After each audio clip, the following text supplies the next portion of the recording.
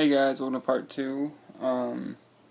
Camera cut off on me, so I'm gonna have to do it like this. But alright, so next we had a removal for Kaalia.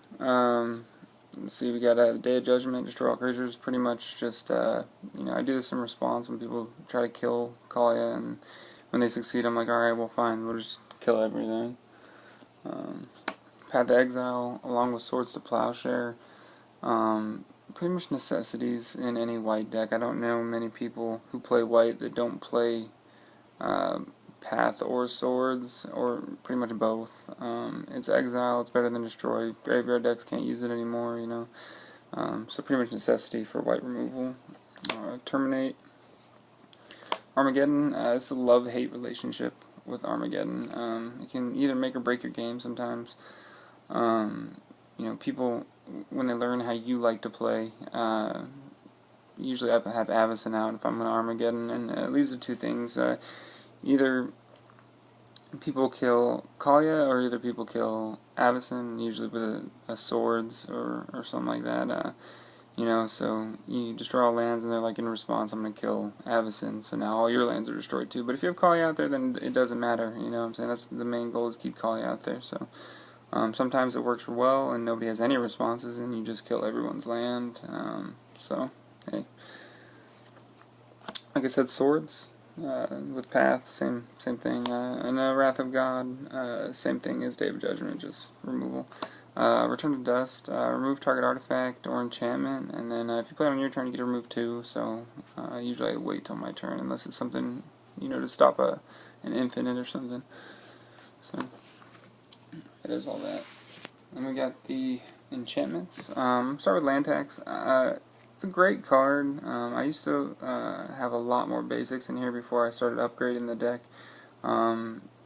Even that though, if you can't afford the dual lands and things like that, and you are running basics, this is a great card to have. Usually someone in the group will be playing green, or some sort of ramp, and it'll come in handy eventually, where you can go search for those 3 basics just because they have more land than you. So. Not a bad card. I probably will take it out eventually though.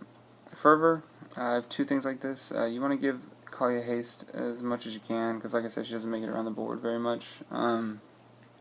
So Fervor or Hammer Perforos, like I'll show you, things like that, to give anything haste that you put down is pretty necessity. So Whip of Erebos, lifelink to get all that life back you got from taking 3 to the face every time you gave Kaalia haste. Definitely a good thing to have. Lifelink's always good. But on top of that, the return target card from the graveyard to the battlefield, you have a lot of good creatures in here. People will remove them or lose, so it's always good to have this. You can just put it back in for one turn. Sometimes it's the kill you're going for. It gets haste, and you can exile it. It does exile, but hey, you're trying to get that extra little punch. Hammer Perforos, just like Fervor, give things haste. Gift of Immortality, this usually gets countered. I'm lucky if I can keep it out there, because it's basically Immortal Kaalia. They have to remove her twice in a turn to get rid of it, so Kaalia gets killed, she ends up in the graveyard, comes back to the field, then at the end of your turn this comes right back on top of her, so yeah, it's just good to keep Kaalia out there. Necropotence. This is great. A lot of people run the Leovold decks these days that lock you out, and you can't draw cards. You only draw 1 a turn, or if they play the puzzle box, you can draw no cards. However, Necropotence skips that. Basically, you discard the cards. You exile them, or you exile the cards from the top of your library. You don't actually draw them, so it bypasses Leovold.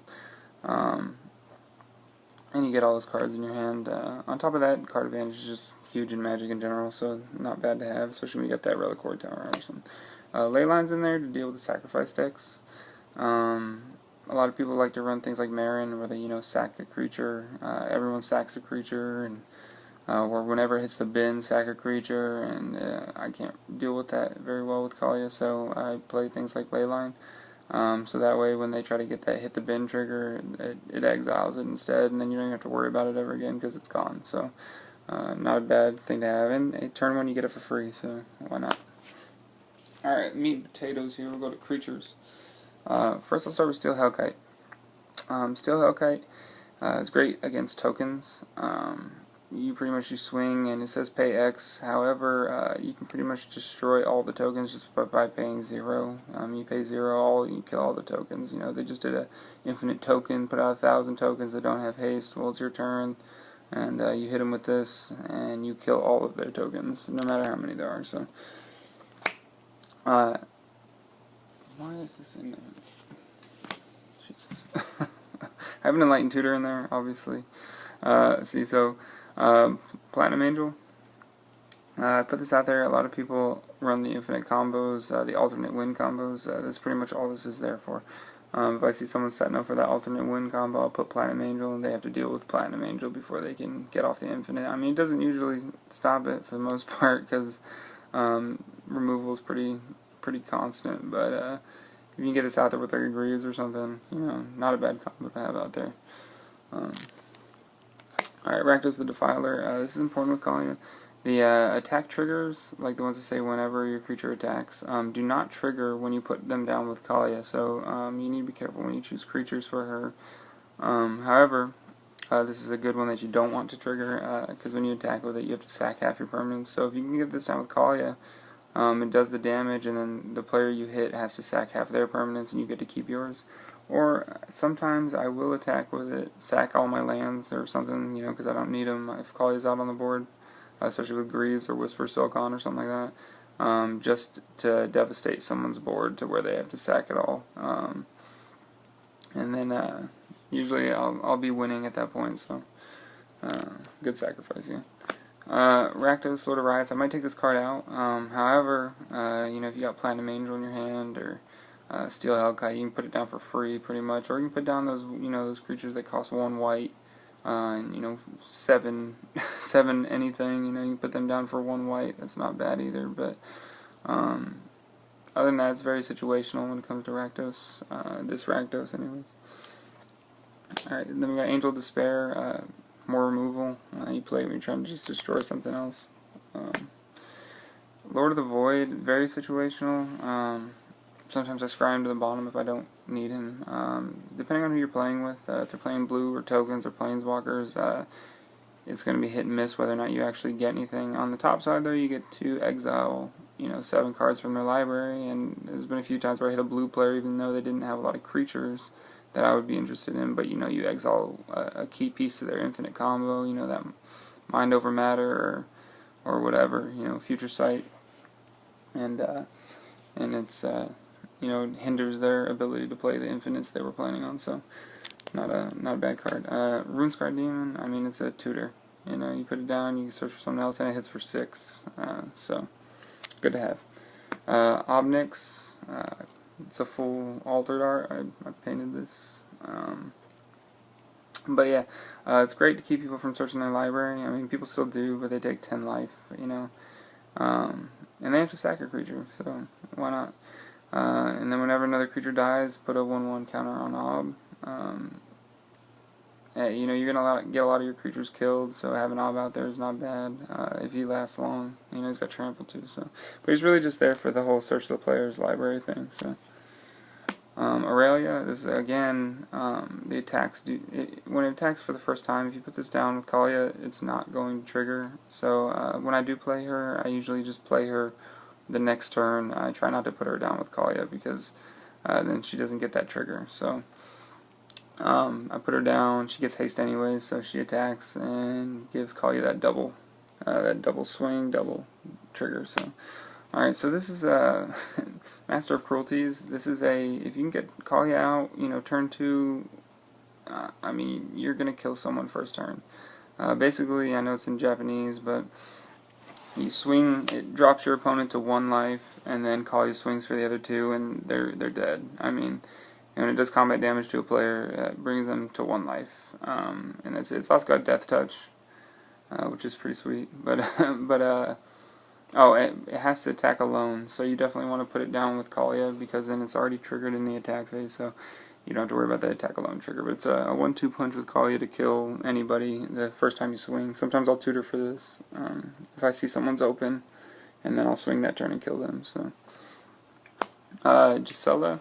This is great to put down with Kaalia. I mean, you're doing double damage to people, you're only taking half damage. I mean, not to mention anybody's doing double damage to somebody else, so it's not just you. But, this usually gets removed pretty quickly, too, because it's pretty devastating. So, you play this with Savage Beating or something, I mean, you're hitting for, and especially if he's got double strike, you're hitting for 20 plus a turn just with one angel. I mean, that's pretty ruthless, but yeah, it's great card to have.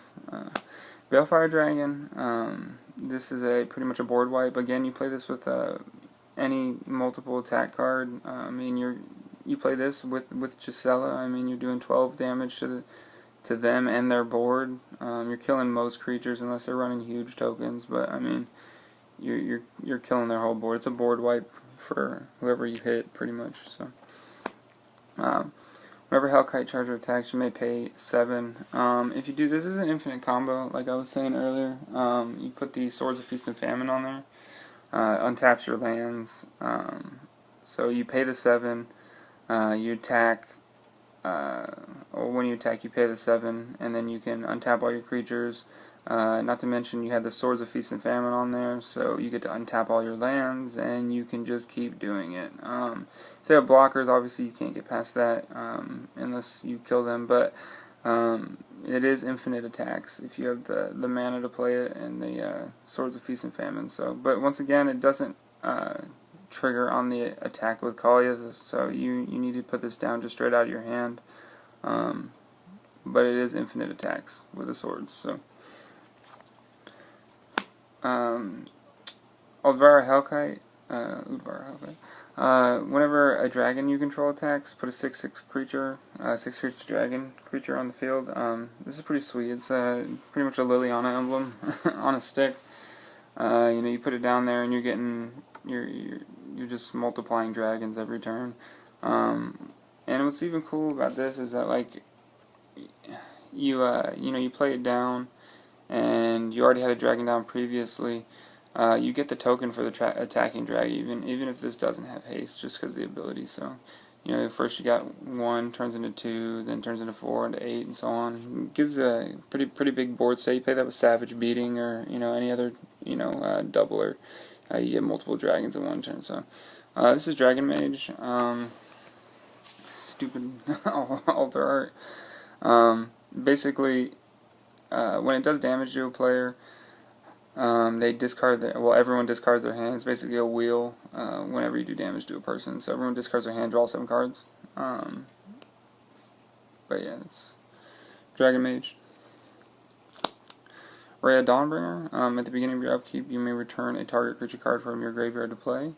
Sometimes people will kill Kaalia, but I'll have this out here and I'll just let her go to the bin just so I can bring her back without having to pay the mass amount that she gets late game. So, or you bring back something else that's pretty good, something with haste or anything really, but not a bad card to have in the deck. So, Amiria's Shepherd, landfall. You play a land, you get to bring a permanent, not just a creature or something like that. But if you play a plains, it comes right back to the field. So, pretty good. If I know I'm going to play, if Kaalia gets killed, and I know I'm going to play a plains next turn, sometimes I'll just, straight up leave her in the bin again. But she also brings back anything, so situational, of course. Avacyn, because what white deck that runs Angels doesn't have Avacyn? All your permanents are indestructible. Like I said, great with Armageddon. However, people get pretty smart and they'll path Avacyn in response to Armageddon or any other type of board wipe, which you should know if you've ever run Avacyn. That's just how it happens. But sometimes you get lucky and she stays on the board. She's gotten stolen from me a few times, so that homeward path came in handy. So, Grand Abolisher, so people can't play spells on your turn. Definite necessity for people who've played against blue players. Angelic Arbiter, just to keep people from either playing spells or swinging. Pretty good card. Angel Serenity, to exile some other creatures you see on the field that you don't want to deal with. Karmic Guide, to bring back the angels or anybody else. Victory's Herald. And Iona. A lot of people complain about Iona. I mean, it's I guess it's up to you, but I mean I think she's a necessity. I usually call white just to deal with the removal, but you can call blue or whatever other color you need to call at the time, depending on what you're playing. But Iona, I think it's a great card. I'm glad it's not banned. Locks blue players out the game sometimes, and like I said, I hate infinites for the most part. At least game-winning infinites, alternate win conditions, I think you should have to do the damage, but maybe that's just me. But great card. So, and that's my whole deck. If you have any questions or comments, you can leave them in the box. But that is that's Kaalia, and if you build a deck, have fun. Like I said, it's a little pricey, but it's competitive. So thanks, guys.